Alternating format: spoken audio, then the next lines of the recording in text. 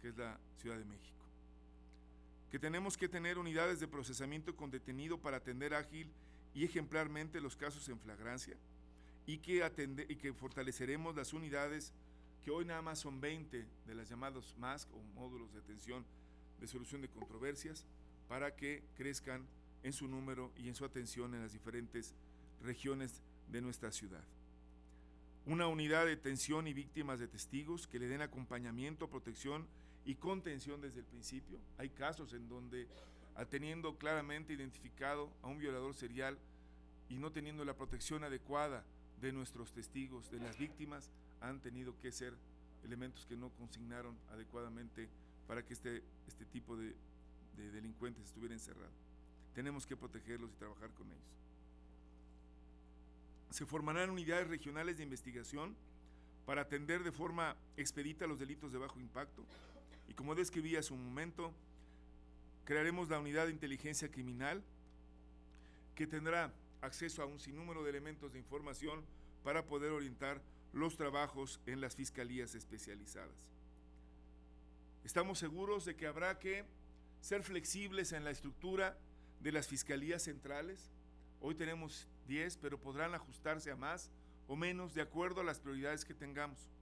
Por ejemplo, hoy no tenemos una fiscalía de atención a delitos cibernéticos como tal. Tenemos una unidad que investiga temas cibernéticos.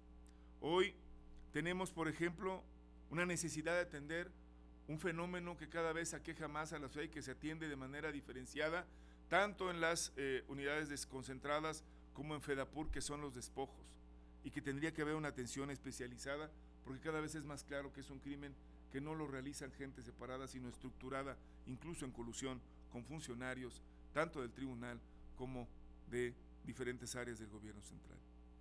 Por eso estas unidades, como la unidad central de análisis y estas unidades van a tener que trabajar conjuntamente, y vamos a tener que tener la capacidad flexible, no de tener una para toda la vida, sino para que resuelva y ayude a atender los fenómenos en esta ciudad, los fenómenos criminales.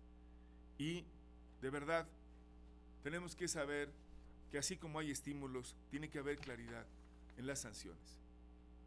No se trata de empezar por castigar, pero sí se trata de entender que tenemos que asumir responsabilidades. La responsabilidad con los ciudadanos que tenemos es enorme. Sí, insisto, hay esperanza y tenemos que ser comprometidos con la expectativa. Por eso la unidad de control interno, que unifique criterios sobre los cuales se van a hacer las evaluaciones, tiene que ser claro. Tiene que ser claro qué vamos a evaluar de cada uno de los que están aquí, de los que estén en su momento trabajando en la Fiscalía, qué se espera de ellos, cuáles son los tiempos, qué vamos a hacer para que no haya ninguna duda. Pero sí hay que decirlo, quien no cumpla tiene que asumir la responsabilidad de que eso debe de ser sancionado.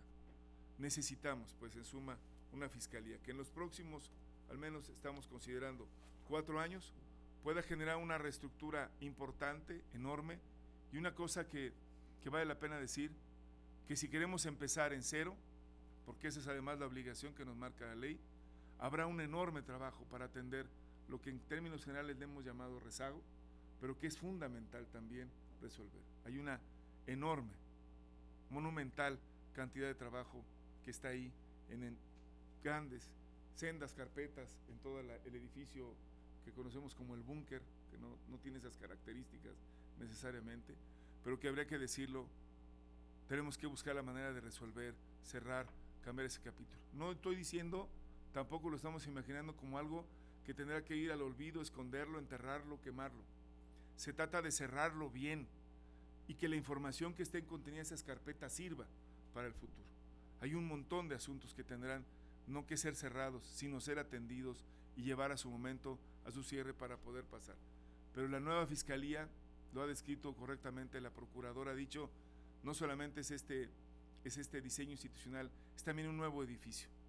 Un edificio que tendrá un puente con el viejo edificio de la Procuraduría, a donde transitarán paulatinamente los que estén en el compromiso de construir este proyecto. No va a ocurrir de un día para otro. Tendrá que ser también producto de cómo nos evaluemos en el compromiso y el desempeño quienes estemos comprometidos con esta tarea. Así que la visión, como verán, es una visión estratégica, de largo plazo, con tiempos, pero también con compromisos concretos en cada año. Esperamos de verdad que un proyecto de esta naturaleza lo asuman en la visión que esperamos los diputados y sepan que el 1 de enero o el próximo 2020 no van a tener en sentido estricto nada más un cambio de letra ni un nombre, sino un programa verdaderamente profundo de transición, que sí arranca el 1, pero cuyos resultados seguramente, en muchos de los casos, aspiracionalmente a lo que hemos dicho, serán paulatinamente en los próximos 4 años. Y a eso le apostamos y le apostamos con los que hoy formamos parte de este proyecto. Muchas gracias. Buenas tardes.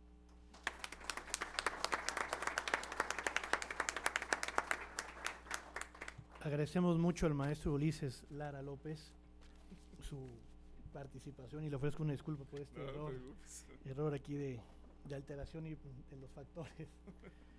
Agradecemos mucho que nos comparte esta visión, estas reflexiones sobre lo que está pensando este equipo hacia la transición a la Fiscalía General de Justicia de la Ciudad de México.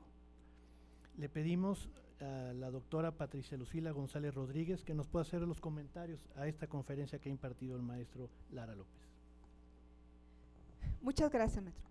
Buenas tardes, sean todos y todas ustedes bienvenidos aquí al Instituto de Investigaciones Jurídicas de la UNAM, su casa para todos, cuando gusten. Aquí se imparten cursos de todo tipo, no solamente de la materia penal o procesal penal, sino que de otras disciplinas muy interesantes como la materia constitucional. Bueno, mi reconocimiento al maestro Ulises Lara López por esta visión tan clara que tiene sobre lo que debe ser una futura fiscalía de la Ciudad de México.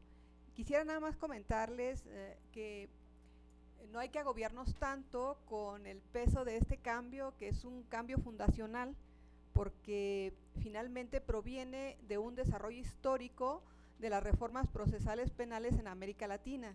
América Latina ha pasado por 3 grandes etapas, 3 grandes momentos. El primer momento fue precisamente el cambio normativo con algunas innovaciones, y este cambio normativo trajo consigo que se modificara la nueva forma de hacer justicia, pero desde la división de las funciones.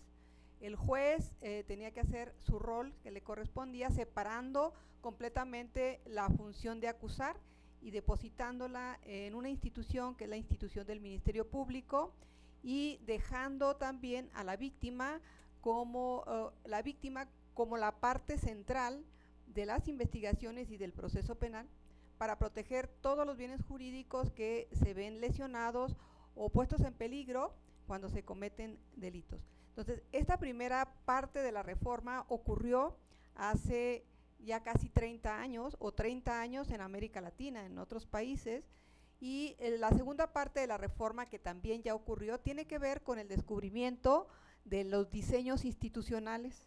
Esa segunda parte histórica ha ocurrido en América Latina aproximadamente de los años del 2000, 2005 para acá. Y bueno, nosotros llegamos tarde a esa reforma. América Latina ahorita está en la tercera parte, que es propiamente ir consolidando las instituciones, y fundamentalmente la institución del Ministerio Público, de los fiscales y de las policías. Entonces, nosotros, como hemos iniciado tarde, tenemos problemas irresueltos en esta primera etapa que ocurrió a partir de la reforma constitucional, y quizás un poco antes en las entidades federativas que iniciaron con el movimiento procesal que ustedes ya conocen. Entonces, vamos a entrar rápidamente a una segunda etapa, que es la del diseño institucional, la etapa más importante, porque es la construcción de las instituciones. En México hemos acostumbrado a elaborar leyes, a aprobarlas, pero nunca nos ponemos a pensar que para poder operar esas leyes y aplicarlas necesitamos instituciones que sean coherentes, que tengan congruencia con la ley, la institución. Entonces nosotros creamos las leyes, sin embargo no creamos las instituciones, no construimos instituciones para que se apliquen esas leyes. Y lo que ahorita estamos haciendo es tratar de resolver un problema que está irresuelto y que se dejó irresuelto a raíz de la reforma constitucional de 2008, es decir, construir la nueva institución del Ministerio Público, que se le ha denominado Fiscalía General de Justicia para la Ciudad de México. Implica, como bien lo destacó el maestro Ulises Lara, implica una serie de transformaciones, institucionales, empezando por la cultura institucional, que es muy importante, pero sobre todo creando nuevas estructuras, porque los problemas que tiene la figura del Ministerio Público en México son problemas estructurales y funcionales. Ya les decía mi compañera Laida Negrete que las personas no son las malas de la película, los ministerios públicos, los policías, los peritos. En realidad lo que está mal, lo que está torcido, son precisamente las estructuras y los procesos, son anacrónicos, están completamente rebasados, se han colapsado. Entonces, lo que tenemos que hacer es generar nuevas estructuras para que funcione adecuadamente la Procuración de Justicia en México. Y una cuestión también muy relevante, que yo difiero de algunos de los ponentes de la mañana, es el tema del financiamiento público para construir las instituciones y para respaldar todos los estímulos que requiere el personal sustantivo, el personal operativo de las fiscalías. El financiamiento público es fundamental. Si no hay un respaldo de recursos públicos suficientes para la construcción de esta nueva institución, olvídense de que realmente vayamos a dar ese salto cualitativo a la segunda etapa de la reforma. Y yo se lo digo por experiencia, nosotros tuvimos la oportunidad de construir una institución con muchísimos recursos públicos. A nosotros también se nos señalaba y se nos decía, es que hacen mal uso de los recursos, lo que tienen les alcanza. No es cierto, eso no es verdad. No es verdad porque finalmente los datos, la evidencia empírica que está a la orden del día y a la vista de todos ustedes muestra que necesitamos verdaderamente más recursos públicos. ¿Para qué?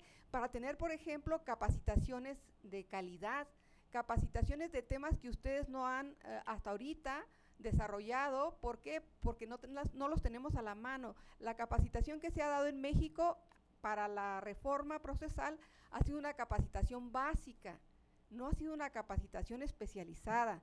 No hemos llegado a ese nivel. Por ejemplo, yo no he visto en esta ciudad ningún programa académico que verdaderamente trabaje con la psicología del testimonio, que es una disciplina sustancial, especializada para peritos, para policías y para fiscales, sobre todo para lo que ahorita les mencionaba el maestro Ulises, para poder trabajar con las víctimas, para darles un trato digno, para poder rescatar y recolectar la información de calidad que tienen las víctimas por el hecho que han sufrido, por ese sufrimiento que tienen en la ejecución del delito, y para no contaminar ese relato y esa narrativa de las víctimas, ustedes necesitan conocimientos especializados y no se los han dado. Entonces hay que buscarlos, y para buscarlos, implementar capacitaciones de este nivel, se necesitan recursos. También se necesitan recursos para su tranquilidad, para que ustedes estén tranquilos. ¿Esto qué significa? Los estímulos económicos, los estímulos salariales son importantísimos. En la mañana escuchábamos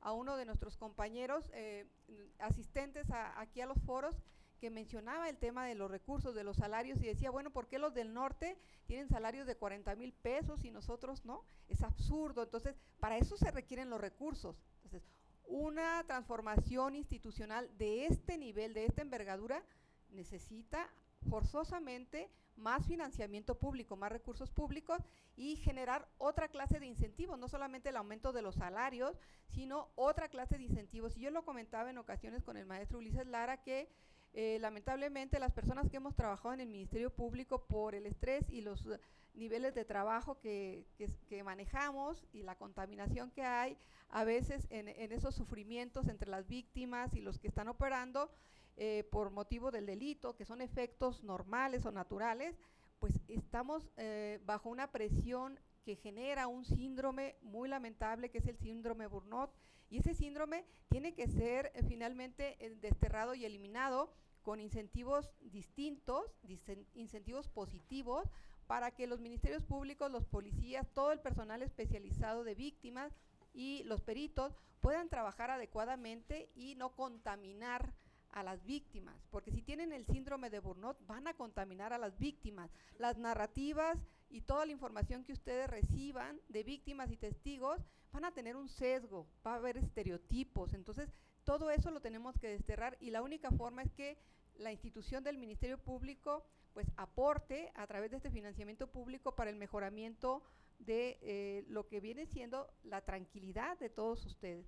Pero bueno, y continuando con lo que mencionaba el maestro Ulises en torno a estos cambios estructurales, es importante que ustedes vean que lo que hay que cambiar también en el funcionamiento de su trabajo es propiamente aplicar metodologías de trabajo distintas.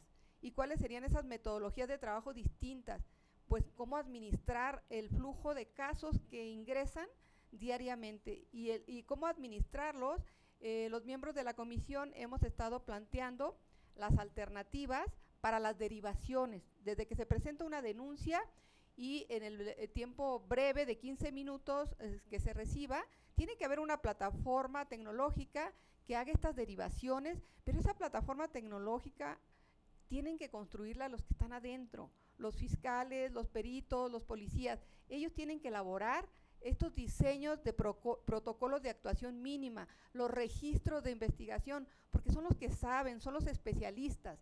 Y cuando ustedes elaboren esto y lo suban a sus plataformas, les aseguro que estas cargas de trabajo tan pesadas que los agobia a todos, se van a reducir considerablemente. Ustedes van a poder hacer su trabajo en cuestión de minutos, no en horas y a veces que duran hasta en la noche. En cuestión de minutos hacen su trabajo y le van a dar un servicio de calidad a las víctimas y a todas las personas que asisten al Ministerio Público. Entonces, en las derivaciones, la plataforma podrá tomar decisiones en cuanto a que ustedes las alimenten con los datos suficientes para derivar, por ejemplo, casos que se vayan a los mecanismos alternativos de solución de controversias con sus respectivos protocolos, casos que se deriven, como les mencionaba el maestro Ulises Lara, a análisis criminal.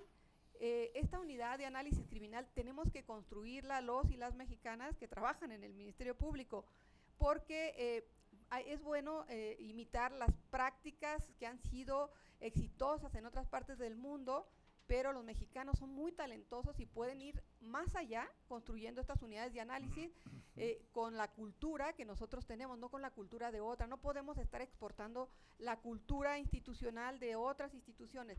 Imitar las buenas prácticas es correcto, pero no copiar tal y cual estas unidades de análisis. Nosotros tenemos una larga trayectoria de estudios sobre criminología y criminalística. En la Ciudad de México siempre ha habido los mejores criminalistas.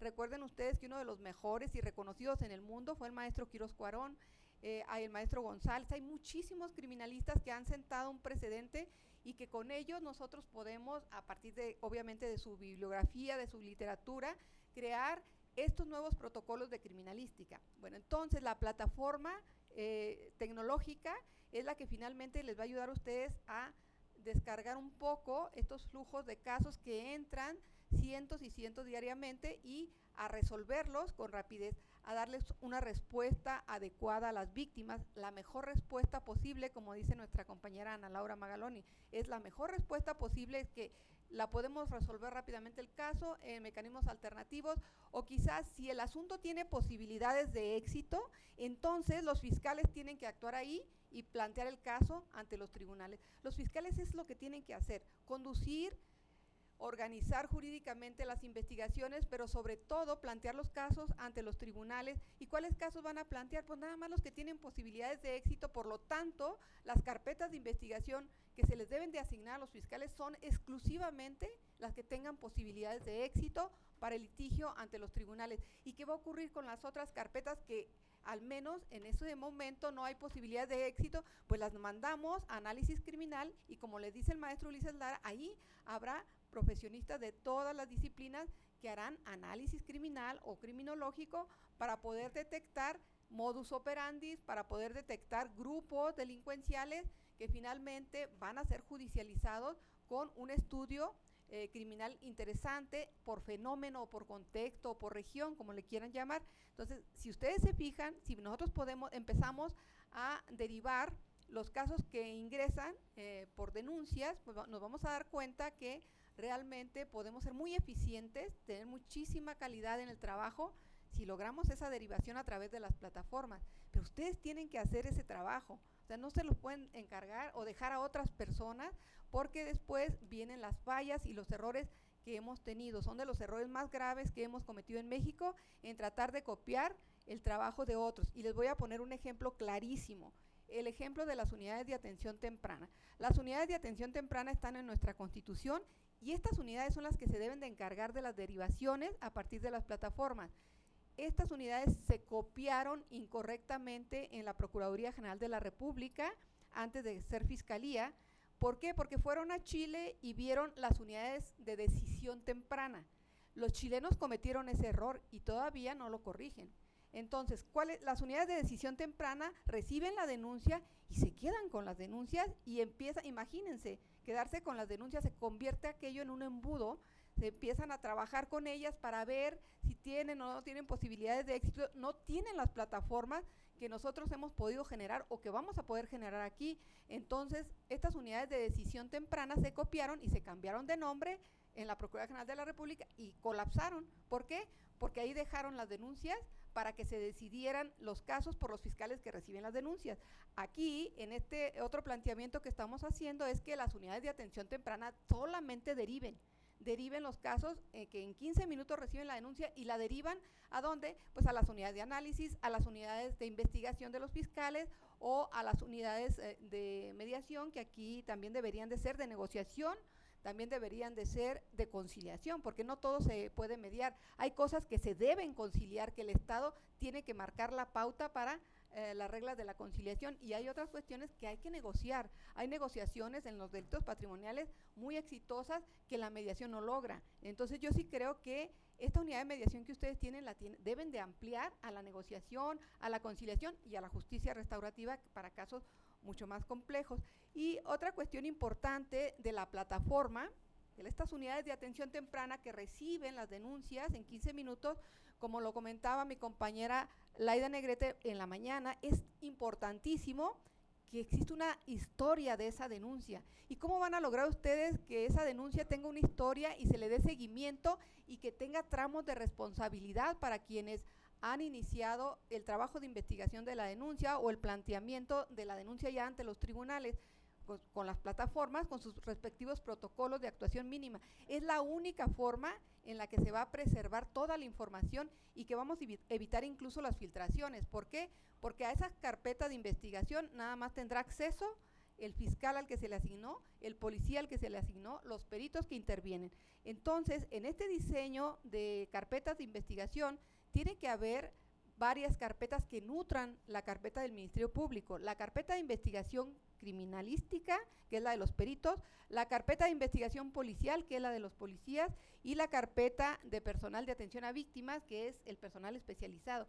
Estos tres actores son fundamentales para poder desagregar los datos y elementos de prueba y enviarlos a la carpeta de investigación del Ministerio Público, pero la plataforma les hará la asignación que corresponda de acuerdo a las cargas de trabajo a todos los actores que van a participar en una investigación, de manera equitativa, no a la discrecionalidad de los jefes, a veces de los coordinadores, que porque si me cae mal o me cae bien, te doy tantas carpetas y al otro no le doy. Entonces la plataforma distribuye de manera equitativa y ahí podemos encontrar estos tramos de responsabilidad y saber quién filtró y quién no filtró una información. ¿Por qué? Porque nada más van a tener acceso a quien le asigne la carpeta de investigación estas plataformas. Entonces, Laida Negrete tiene mucha razón, no sabemos qué pasa con una denuncia que entra como a un laberinto y sabrá Dios qué pasó con ella. Entonces aquí sí se va a saber, porque la plataforma le dará seguimiento con los protocolos, no solamente en la investigación, sino en el seguimiento que tiene durante el proceso penal ante los tribunales hasta que se dicte una resolución o una decisión temprana en la investigación. Entonces, habrá que generar también los protocolos para la metodología de las audiencias. Ustedes, como los que están aquí como fiscales, tendrán que hacer esos protocolos. ¿Por qué? Porque ha fallado en México también, igual que en el resto de América Latina, en la primera etapa de implementación, ha fallado la metodología de las audiencias. Ustedes vean, las audiencias duran horas y horas y la gente se pone a leer. ¿Por qué? Porque no tienen la capacitación especializada para poder ejecutar una metodología de las audiencias que sea rápida, eficaz y eficiente. Entonces creo que es una de las cuestiones más relevantes que se han abordado aquí con muchísima claridad y visión por parte del maestro. Y bueno, ya para cerrar un poco el tema y dejarlos descansar, yo creo que una de las cuestiones también más importantes que mencionó el maestro Ulises Lara es el tema de los equipos de investigación. En los equipos de investigación, sobre todo para delitos de alto impacto, el Ministerio Público tendrá que desaprender a ser individualista y aprender a trabajar en equipo en delitos de alto impacto. ¿Por qué? Porque la distribución de las actuaciones procesales o los actos de investigación entre todos los que participan, principalmente la policía y los peritos, tiene finalmente que consolidarse como una práctica institucional, una muy buena práctica institucional, pero también a partir de ciertos guiones, de ciertas normas de trabajo, de ciertas reglas que se tienen que construir para poderse subir a una plataforma electrónica. Entonces los equipos de trabajo son fundamentales, cómo poder resolver los asuntos de alto impacto en equipos de trabajo, o sea que cada quien se divide el trabajo y rápidamente se puede llegar a establecer la identidad de un probable autor del delito. Las unidades de atención a víctimas trabajan en equipo. ¿Por qué? Porque finalmente trabajan en la multidisciplina, son distintas disciplinas que se articulan para darle una atención a las víctimas rápida y oportuna, y estas unidades de atención a víctimas en la Ciudad de México tienen que esparcirse por todas las alcaldías, por las desconcentradas, y también en las fiscalías centrales. Yo creo que este es como el toque más importante que tiene este diseño institucional de la fiscalía, la futura fiscalía. Y finalmente, para mencionarles lo de la manera en que podrá empezar con carga cero, como les decía el maestro Ulises, la nueva fiscalía a partir de enero, sí hay que hacer toda una planificación estratégica para liquidar los casos del sistema tradicional, ¿sí?, donde se concentre determinado número de personal, y ahí habrá que revisar cuáles son los incentivos que se les dará al personal del Ministerio Público para liquidar esos casos, porque finalmente es una tarea muy compleja, no es tan sencilla liquidar casos del pasado, y luego también trabajar en otra línea con la liquidación de casos nuevos que están rezagados del sistema acusatorio, para poder empezar entonces en una tercera línea en enero con carga cero, con los mejores talentos que tiene ahorita la Procuraduría y que tendrán que finalmente migrar hacia la Fiscalía. ¿Y cómo se va a migrar hacia la Fiscalía? Bueno, que se les dé un buen curso de capacitación en distintas disciplinas y se les haga una evaluación, y esos tendrán que migrar a la futura Fiscalía, y los otros, los que quedan aún fuera de esta migración, pues estarán trabajando los casos de rezago del sistema acusatorio y los casos de rezago del sistema tradicional o inquisitivo. Yo creo que esta es una estrategia que ha funcionado no solamente en algunas entidades federativas, sino en América Latina, donde hubo estas transformaciones institucionales del Ministerio Público, funcionaron, y bueno, hay que imitarlas porque es una buena práctica. No podemos pasar todo el rezago que tenemos a la Fiscalía. La Fiscalía tiene que empezar con carga cero. Lamentablemente eso no ocurrió en ninguna entidad federativa, excepto en Chihuahua, que nosotros sí logramos hacer esta separación, pero los demás estados empezaron con todo lo que tenían, con sus fiscalías, y no hubo un nuevo diseño institucional. Bueno, pues muchas gracias por su atención, y si tienen alguna pregunta estamos a su disposición. Gracias.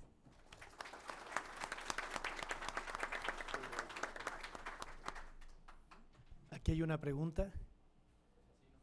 Sí.